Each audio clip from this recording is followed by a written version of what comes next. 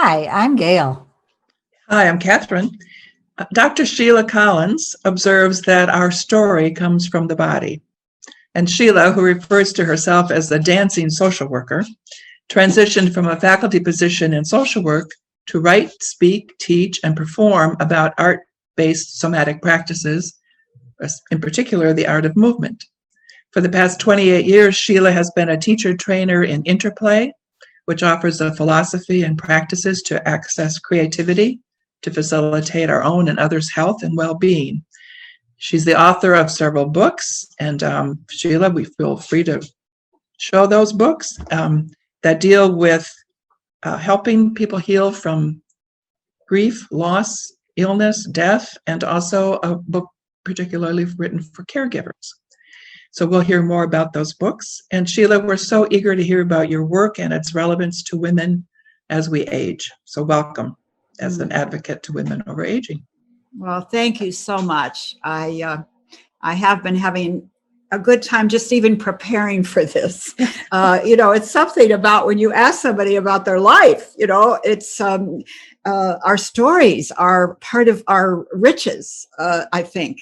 And so I love that I can be somebody who can help people access their stories and even get inside of the story, not just stand back on it, reporting it, but actually getting inside of it. So this morning, I think what happened, I wanted to say something that I think is important, which is role models are very big in a lot of things, but especially in aging, because it's like it gives you the idea of what's possible or not if it's too narrow. So I know that one of my role models was a dancer, because that's my first profession as a dancer, Ruth St. Denis. Ruth St. Denis was, I had to check and see how old she was when I saw her. I was 16, so I thought she was 100. I mean, really, I thought that old woman's going to get on the stage. I really did. Anyway, it turns out she was 76 at the time. It was Jacob's Pillow, and I was what's called a scholarship student. My dance teacher had been a Denishan dancer. So she was able to get us in, my girlfriend and I, to be a scholarship student, which of course meant you waited tables, you cleaned the latrines, and you got to see every performance because we were ushers. So I saw this old woman, as it turns out, 76. I didn't know she looked 100, but I saw this woman every night, and my voice cracks when I talk about it, because she would step on that stage, and you've probably heard the expression stage presence, right? Well, there's something now that I know, it is called embodiment. I mean, there was no cell in her body that was not alive as she stood in stillness. You could not take your eyes off of her. And every night I would think, is she going to do it again? But she would. And so when I see now, I found something that she says, one of her sayings. I see dance being used as communication between body and soul to express what is too deep for words. And then she also, another thing she said, which I love, she said, I move with remembered beauty, which I think if you think about it, we know that our minds can create a memory, and we can live in that memory. And I think she moved from that. So I'm not sure. Anyway, she did live she did dance into her 80s, which I didn't know until this morning. Like I said, so I feel that I am her daughter or her granddaughter in that I am 81 years old, and I have gotten to where I tell people that.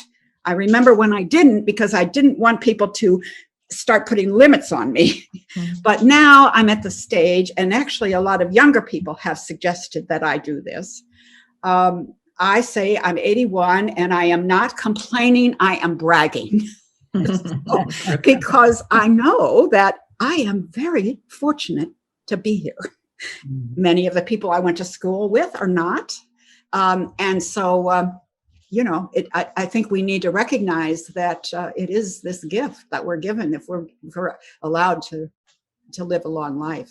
So Sheila, what brought you give us a glimpse into what brought you between being a dancer and then you went into social work. Right. And then you've done a lot of work around loss and grief and healing. Can you give us a bit of a sense of that journey? So the roadmap to that, I guess, is that when I was studying social work, I was also teaching movement. And I was studying like group process and all this. And I began to see that involving movement, and even I had young children and then I had college students that I was teaching, that there was a way in which the group process was happening in a fuller way, kind of going back to that embodiment thing. So I just started, and fortunately I went to school at Wayne State University in Detroit, and I had a couple of women, again, elder women, who encouraged me to bring into social work what I already had, bring your whole self. Yes. And so I did, and I began experimenting with using movement as a part of communication. Mm-hmm. And even if people just start with a gesture and then they say what they were going to say, or, just simple things. And so that was part. And I did that when I became a professor of social work. And then what I began to see was that, dancers know something that is true for everyone, but everybody doesn't know it. My instrument, my artistic instrument, is my body. And so is yours. Everything that happens, what we say in interplay, everything is physical in this plane. In this plane, it has to go through the physical. So we have to practice meditation, to go to this place of spiritualness or whatever. So it's, our body is, and like, it's kind of, I think of it like we say, if we take care of the earth takes care of us. I think we take care of our bodies take care of us. So, so now some of this did not make sense to me either. I would get to places, well, let me say this. There was a number of years ago, I did some work with women's careers. And there was a book that was called, Is This Where I Was Going? I love that book, because I don't think that many of us say, well, here's what I'm going to do, and then I'm going to do this. And then, we don't have a big plan. And I think a lot of times we are chosen. We are brought into it, and I feel that way in terms of this, certainly being a dancer. My mother put me in before I could hardly walk. So, that wasn't my choice. My choice to stay in was many decisions throughout my life to stay in and keep doing it.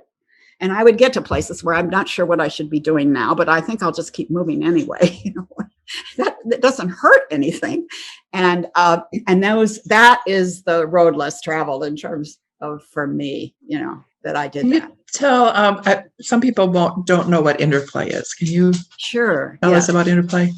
Yeah. So I'm thinking it was, I had just finished my first book, and I went to the university in California at Berkeley to do a presentation. And I saw on this poster board, do you need a ride to San Francisco and free cats and, that sort of thing. There was a woman's poster of this woman. And I was it just grabbed me. I've got to talk to that woman. I said, who is she? And so it was Cynthia Winton Henry, who was a dancing minister and taught at the Pacific School of Religion. I don't know if you have met her, but so that's what started it. I knew there was something about her physicality, that picture of her, and I wanted to know her. So at that time, she was president of the Sacred Dance Guild, which is an organization of people who use art, use dance in liturgical religious ceremonies. And I had done that in my lifetime. I wasn't at that time, but I had been with the Jewish Community Center we had festival dancers, and we would dance in churches and synagogues to bring people together from different religious backgrounds. So anyway, and then, boy, the rest has been history in terms of what it did for me, because it brought together a lot of what I had been playing with, but she and her partner, Phil Porter, had they had a system. And when you do improv, you really need a system. You really need the forms to hold it. So that's what happened. And I think what was happening in my own life at that time, my youngest son was in his 20s, 25 or so, and he had been diagnosed with AIDS. And of course, at that time, that was a death sentence. Wow. So using these tools and having that community to hold my husband and I both, it felt like we were held up for sure through that. And and of course, the people in Interplay, many of them were in San Francisco. Many of them were dealing with this pandemic that, was happening. So it was a place that we were really held up. Mm-hmm. And so was Interplay, so what was Interplay? What did it become for you? Is it just, is it a type of thinking, of work that you do? Or well, it is what we say that we're taught to say is Interplay is an active, creative approach to unlock the wisdom of the body. So what I see is that we're going for access to our creativity in a different way. We also now understand that most of us, whoever we are, whatever ancestors you have, our ancestors, they sang, they danced, and they told stories. Mm-hmm. Maybe around a fire, maybe in the church, basement, I don't know, but I'm sure of it. And some of us have lost what we call now our birthright practices. We don't have that. And that's how people found individual resilience. But most importantly, that's how people found the group support, so that you didn't feel alone when you were going through something. It was a community event. And so Interplay is now in about 60 cities in the United States, and it's on 5 continents. And it's used for many different things. Many social work types like me, I've taken it to the women's prison. Mm. And when you go to the women's prison and you teach them how to tell their stories, and mostly how to listen to each other. That's part of the game. I talk, you listen. You talk, I listen. Even that structure is not something that we're always, about. And then the women say to me, "Thank you for coming, because for 2 hours we were not in prison." Oh. so that has given us a little meditation about what are we doing for our own. Cynthia said, "Interplay is about freedom." How much freedom are we giving ourselves, mm-hmm. or how many limitations are we putting on ourselves? So, that's a big part of it. And I know now that you practice, obviously at Practice Interplay, and you also teach and train other people. I do. And this is what I sort of am laughing at myself, because there was nobody that was more complaining of technology than me. I mean, I thought it was a plot to get rid of us old people. I don't know. But when this COVID thing happened, and Cynthia is way ahead of me on this, she did this a number of years ago. I was at one time the board president for the organization, and we started having our meetings online, and she would hold my hand. I'd be so nervous, to be doing this. But anyway, I just said, "You're not leaving this. This is your room here, and people aren't coming to this room. You have to put them on here on this little box, And so that's what I've been doing. Yes. And it's wonderful. I just can't say enough about I can't even believe that we can make these connections through these screens. Yeah. You know, I know one of the courses you offer is, I think, called Radical Self-Care. Yes, yes, And yes. tell us about that and why. I'm really interested in what it seems to me that women cannot get enough self-care. And what is it that draws us to self-care and what inhibits us from reaching it? Yes. That's a great question, Catherine, because when I wrote the original version of the book, I was going to hold it up. This is, we've redone the book with newer, updating the research, but it's self-care. It's Stillpoint is the name, Stillpoint, a self-care playbook for caregivers to find ease, time to breathe, and reclaim joy. So what I did, I got one of my students. Yeah, there you have it. I didn't realize you had it. Yeah. So I was motivated initially to do this because my students were going into healthcare. I was in the healthcare part of social work at that time, and everything was a mess, and they were so devastated. It reminds me of how it is now, and we gave them nothing to help. So I started pulling out stuff from my dance background, and and that's what I came up with. The notion of having to be in touch with your body and listening to what you need, and not just pushing through or letting other people push you through.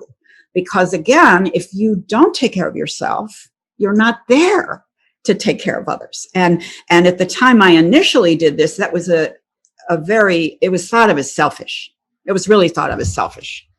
And now we know that it's not selfish at all. And so the notion of radical self-care is really at the root, and at the root is our bodies. That, and then if our bodies are healthy, then our inspiration comes, and the other aspects of our life. We have our resource. We have everything. When we're in our bodies, we have everything that we know. We can bring it. I want to ask about being in our body, because I have a friend who has Parkinson's. And so she's getting, as she says, quite annoyed with her body. And this notion of being in your body, we live through our body, is giving her some pause. And how do you think about this in terms of people who have any kind of physical limitations, or as we age, we do have some limitations? Well, it's so interesting you're picking that particular disease, because it happens to be one that dance has something to offer. It's so amazing. And currently I have a client who has Parkinson's, and he just started coming to my little class that I have online. And what he's telling me is that what happens, it's a brain thing, of course. It starts in the brain. So he will want to walk, but he's sending the message, but his feet are not getting it. And so it's a kind of frozenness. So then what he looks for is a way to break that frozenness. So he sees if there's anything he can move. If he can move a little his spine, it can sometimes unlock it. So there are dance companies in the United States that offer dance classes for people with Parkinson's. Yeah. So it's part of our understanding, a better understanding of really our own bodies and how things actually work, or don't work, and what happens when they don't work. I'm curious to know, you said something a minute ago about self-care being seen as selfish. Yes. Talk a little bit more about that. Well, I came up with this in my original version of my book, and my husband, I have to give him credit for this, because being a man, he didn't have the same messages in his brain as I had in mine. So he suggested that there is self-care is in the middle, where you have regard for yourself and care for yourself, as well as care for others. You can err in the direction of selfless, And we all know those people. They are just above us all. And usually they get in a very bad, resentful mood at some point, but, they just don't need anything and they're just great. And they won't even let people help them. And, sometimes I had a guy say to me, my wife won't let me help her. He said, we're taking care of her mother and she won't let me help her. So I said, well, just grab that laundry basket away from her. Don't, but anyway, that notion of selfless or selfish. And that's when you just care about yourself and nobody else. That doesn't work well either. So we're really balancing. It's a balance. It's being in balance. So that's the way we formulate it for people. That's a great way to look at it. Yes. Yeah. I'm wondering, as you work with women, especially, I know you work with people of all ages, but as you work with women who are 60, 70 into their, what are some of the things you hear from women what are the big issues that they're dealing with that you're able to help them access their creativity in? Well, this is going to sound weird, but one of the things, and this is not just older people, older women, I think it's true. I'm too fat. I can't move because I can't do that because I'm too fat. Or you could be too thin. I don't know, but usually for older people, we're too fat, So there's a kind of shaming of the body. There's a kind of, there's that. There's also, I'm not skilled enough. So that's why we talk about these things as being birthright practices, because nobody has to be an opera singer to sing. Nobody has to be a ballet dancer to dance. Those, we do see some of the most incredible performances of the arts. We do. But, it's kind of like, I know a lot of people who watercolor, but they don't say to themselves, well, I'm not, the famous artist. I'm just doing my version, So I think we have to get into that notion that it's a vehicle of expression. And you asked me earlier about the issue of my second book, which I guess I want to just mention. So the journey this is a memoir for sure. And it was a long journey to write it. And so it's Warrior Mother, Fierce Love, Unbearable Loss, and the Rituals That Heal. And this was my son, I mentioned, had AIDS, and eventually he lived with it for 4 years. But he used interplay tools and community to help him handle it. And self-care. He was big on self-care because he was sure that the cure was just around the corner. So his job was to take care of himself the best he could so he could be there for it. And he really was a great, he almost made it. He just didn't quite make it. The cocktail, they hadn't figured it out yet until shortly after he died. But then we had a daughter who had breast cancer, which is not uncommon in this day.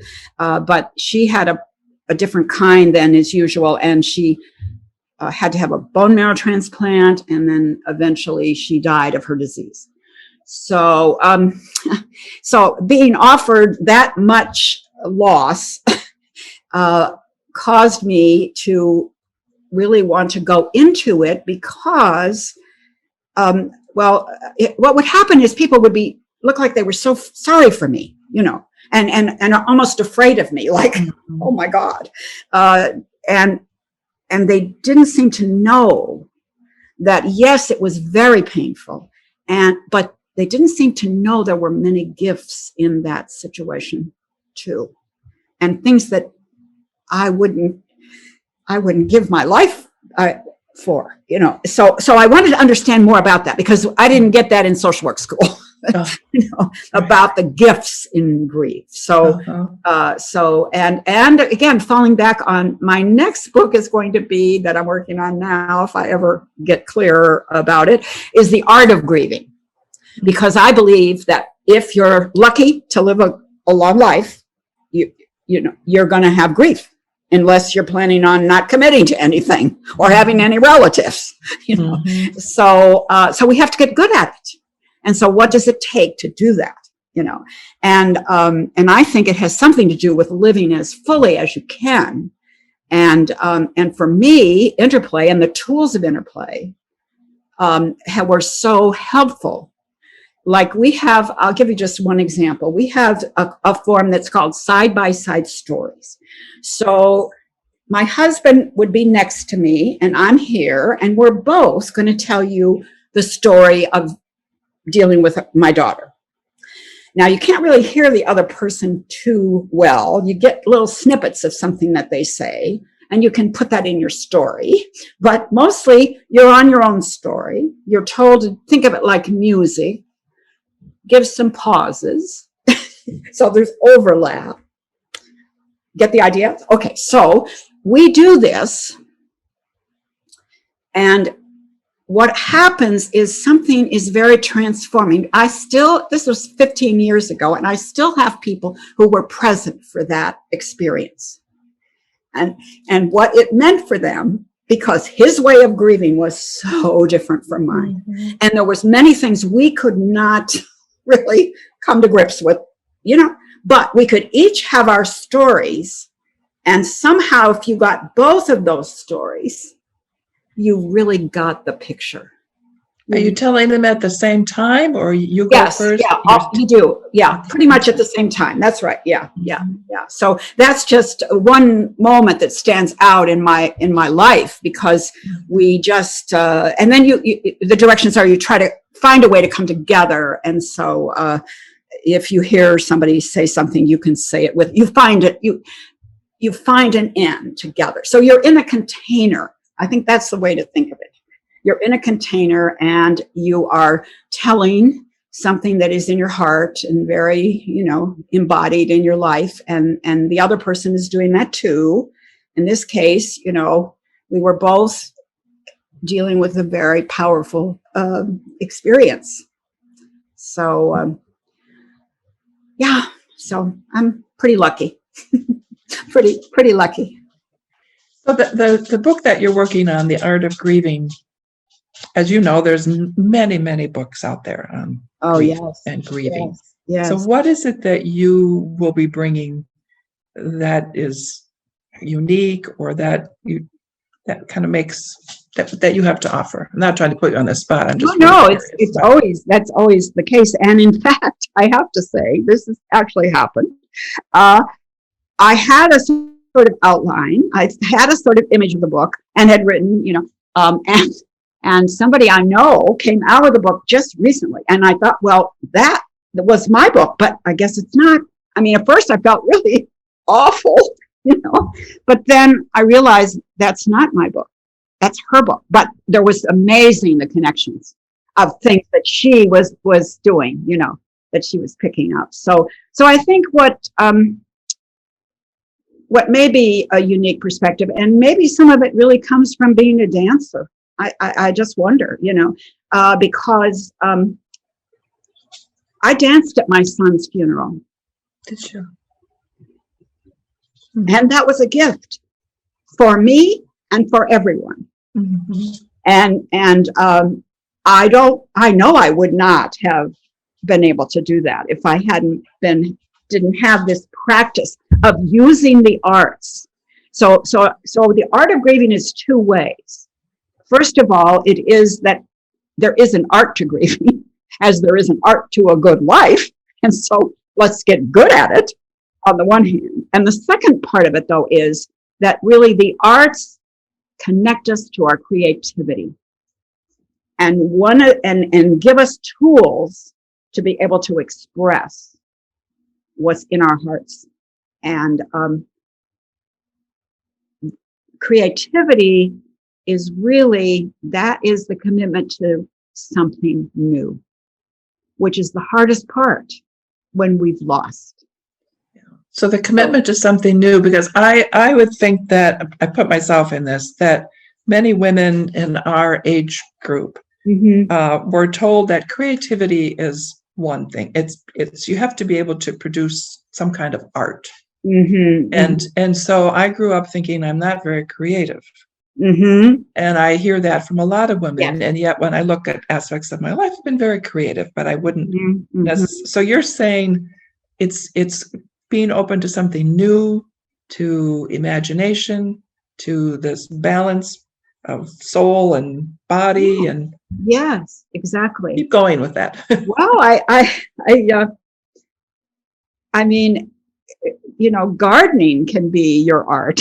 You know, it's something that you put yourself into, and see in interplay with what we're using are our own experiences.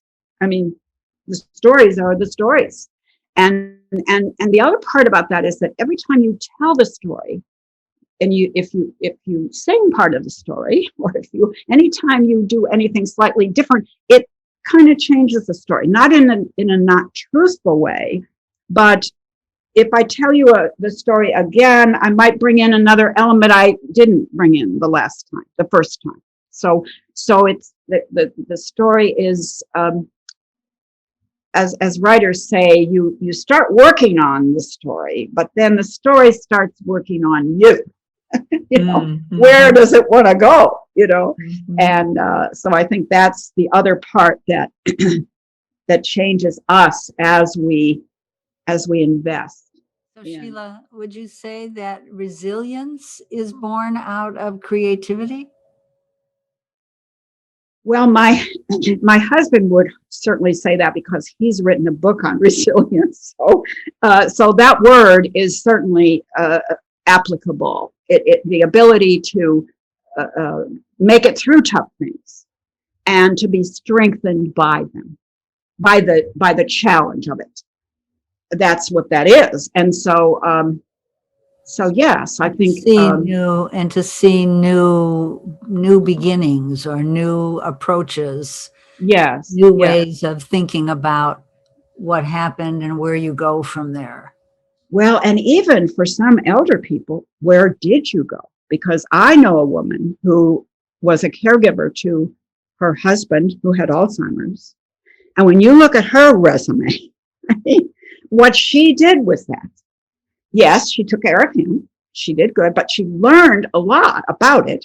She did organizational kinds of things that really helped other organizations know more about this population. She wrote children's books to help children understand. I mean, so the other day she sent me a little care package of some of the things she had written. And I looked at it, and it was a bunch of stuff, and I just picked up one thing, and I happened to notice that yesterday was her husband's crossing day, we call it, or the day that he died. Actually, I mean, of all the material, I just picked it up, and there it was. So I sent her a text, and I said, well, I got this care package, and it wasn't my birthday or Christmas or Hanukkah. It turns out it was Dave's crossing day.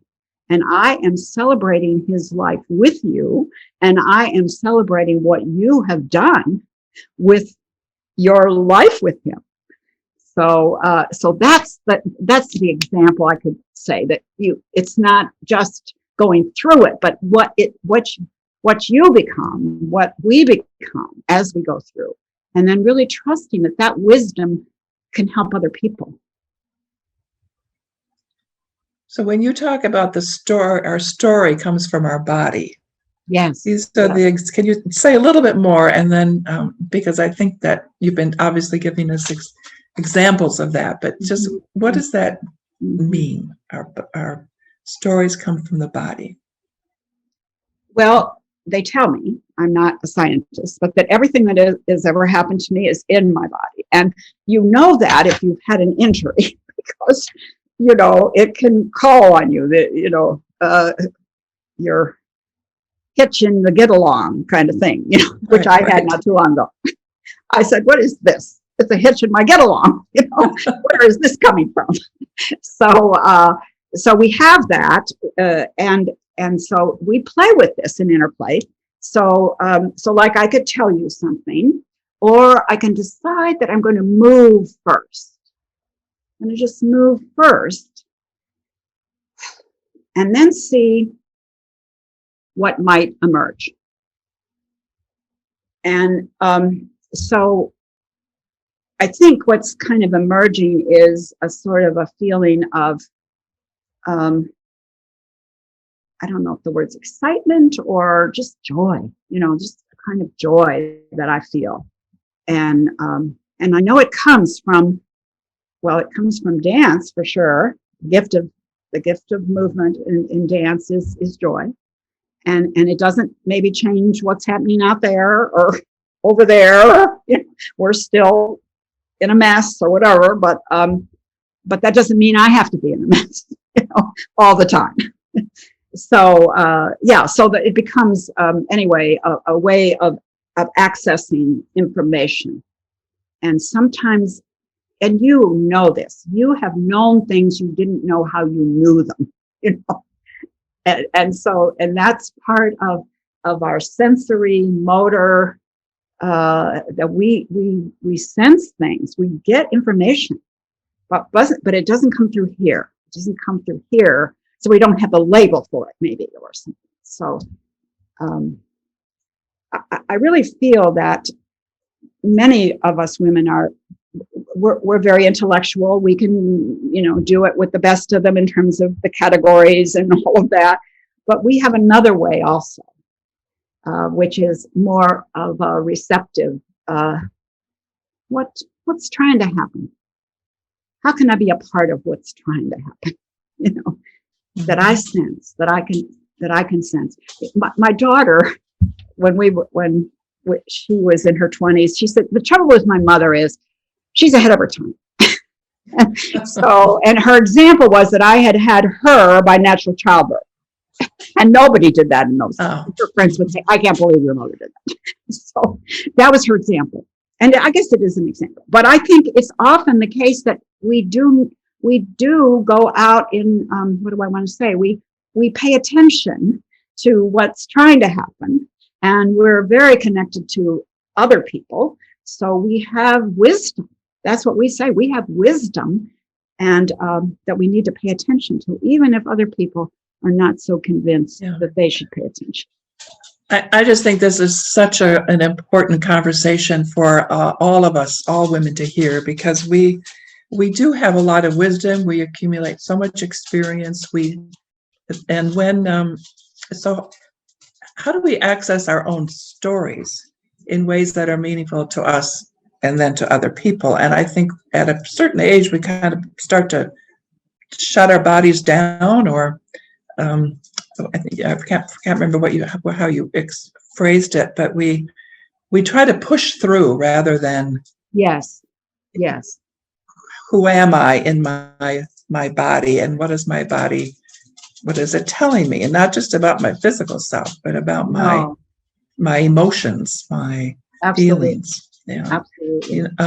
I am really, so we are out of time. That is the tragedy. It is. Oh, thank you so much. Is there anything else you would like to say before we close? Well, I just want to say that, in surprise to me, we can do many things online, that we can have some of these. You're demonstrating it for sure. And I want to tell people that, and it's not that hard. And so I've been doing things online and offering classes online. And so to be willing to try it, the cool thing is, you can shut your video off if you're afraid that, you're embarrassed. You can just work quite as well, but off and on. We tell people that, if you're embarrassed, don't be embarrassed. So we will be sure to let people know how they can reach you and the wonderful books, and we'll look forward to The Art of Grieving. Thank you so much, Gail and Catherine. You're doing such wonderful work. Thank you. Thanks so much for being with us. Wonderful having you. All right. Bye-bye.